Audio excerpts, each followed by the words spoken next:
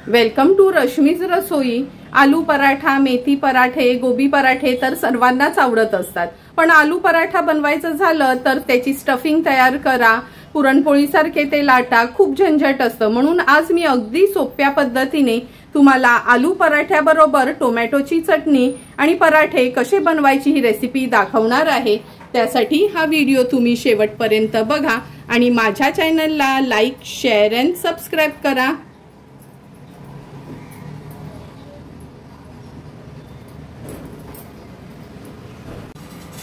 आज आपण अगदी वेगळ्या पद्धतीचे आलू पराठे आणि टोमॅटोची चटणी बनवणार आहोत।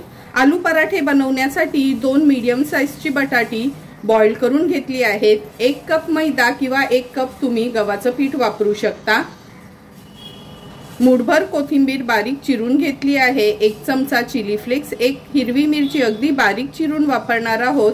अर्धा चमचा जिरं घेतलं आहे। चवीप्रमाणे मीठ वापरणार आहोत।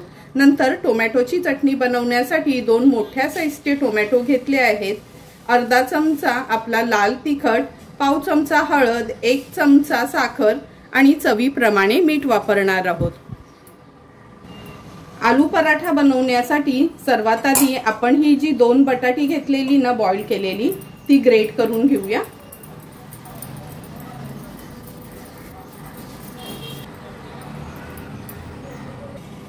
हे बघा, दोन्ही बटाटी आपण ग्रेट करून घेतले आहेत, म्हणजे किसून घेतली आहेत। आता 1 चमचा चिली फ्लेक्स ऍड करूया। जिरं घेतलं आहे। 1 हिरवी मिरची अगदी बारीक चिरून वापरणार आहोत। मुठभर कोथिंबीर बारीक चिरून घेतली आहे। चवीप्रमाणे मीठ ऍड करते। हे इन्ग्रेडियंट्स व्यवस्थित मिक्स करून घ्यायचे आहेत।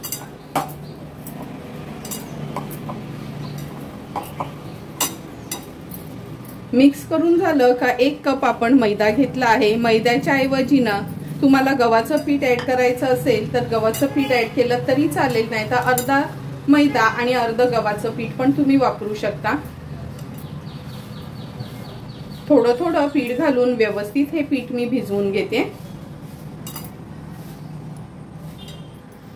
हे बघा, छान हा पिठाचा गोळा आपण तयार करून घेतला आहे। आता 1 टेबलस्पून एवढं आपण तेल ऍड करणार आहोत। तेलाने व्यवस्थित ह्या पिठाला ग्रीस करून घ्यायचं आहे।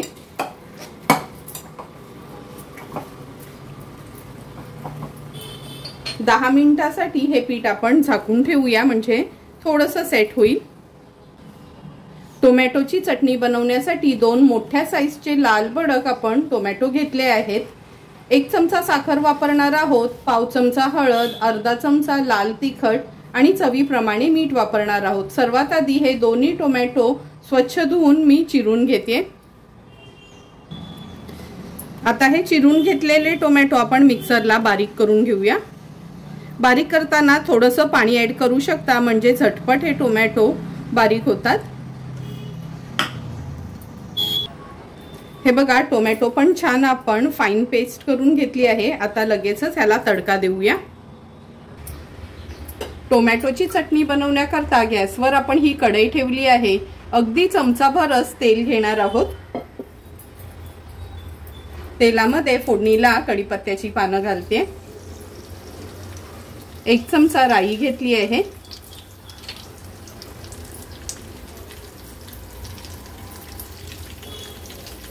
आता आपण यात पाव चमचा हळद घालणार आहोत। अर्धा चमचा आपला घरचा साठवणीतला मसाला। नंतर ही टोमॅटोची जी प्युरी करून घेतली आहे ना ती ऍड करायची आहे। ऍड केल्याबरोबर लगेचच झाकण ठेवूया ह्याच्यावर। आता झाकण काढते ह्याच्यावरचं।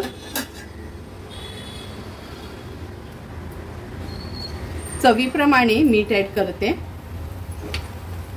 1 चमचा साखर। व्यवस्थित हे आपल्याला मिक्स करून घ्यायचं आहे।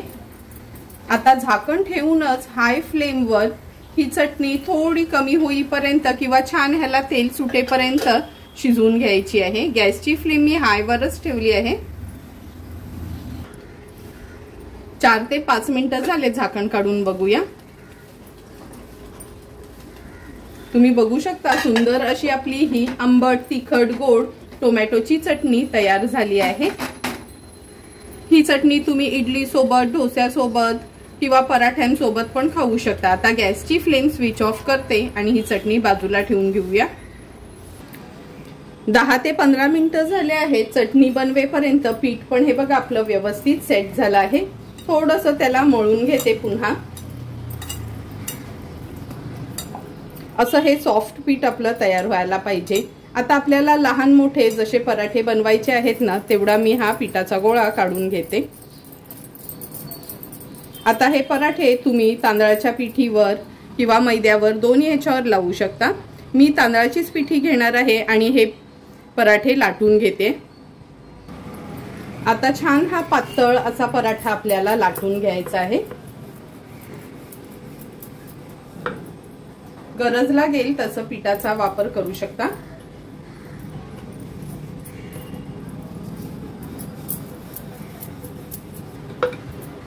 हे बघा छान असा आपण हा पराठा लाटून घेतला आहे। आता हा पराठा आपण भाजून घेणार आहोत। एक एक करून हे सर्व पराठे मी लाटून घेतले आहेत आणि मग आता एकत्रच भाजायला घेऊया।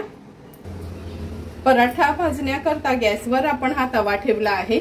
तव्याला तुपाने किंवा तेलाने ग्रीस करून घ्यायचे आहे। मी तूपच वापरते। आता हा पराठा तव्यामध्ये सोडूया। अगदी 10 सेकंडसाठी हा पराठा मीडियम फ्लेमवरच आपल्याला तव्यात ठेवायचा आहे। वरना पुन्हा ह्याला तुपाने ग्रीस करून घेते।